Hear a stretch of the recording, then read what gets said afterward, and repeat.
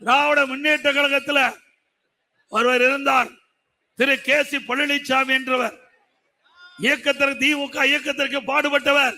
இறுதி வரை திமுக உழைத்தார்.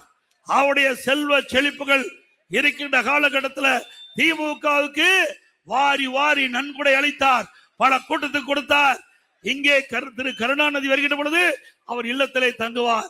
அப்படிப்பட்ட ஒருவர் இன்றைக்கு நடிவடைந்து இருக்கின்ற சூழ்நிலையில அவருடைய மனைவி இருந்த பொழுது இங்கே திமுகவை சேர்ந்த ஸ்டாலின் வந்து பார்க்கல, உதயநிதி வந்து பார்க்கல, துக்கம் விசாரிக்கல. ஒரு வருடம் கழித்து தேர்தல் வந்து விட்டது. இப்பொழுது போய் திரு ஸ்டாலின் அவர்கள் திரு கே.சி. பழனிசாமியுடைய இல்லத்திற்கு சென்று துக்கம் விசாரிக்கிறார். இதுதான் திமுக. இதுதான். சிந்திச்சு பாருங்க. கட்சிக்கா உழைத்தவர், அவருக்கு திமுக மரியாதை கிடையாது. திமுக கார ஒவ்வொரு எண்ணி பார்க்க வேண்டும்.